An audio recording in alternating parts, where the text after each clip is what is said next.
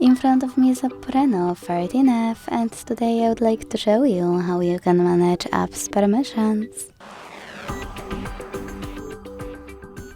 Begin by opening Settings and scrolling down to click on Security and Privacy.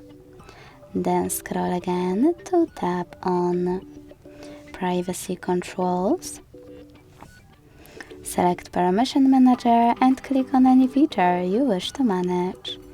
Now tap on one of your apps you wish to manage here. Click on one of those options and go back. You can also select See All Permissions at the bottom of this list and manage all of those only for a chosen app the same way. Thanks so much for watching. If you enjoyed this video, don't forget to leave a like, comment and subscribe.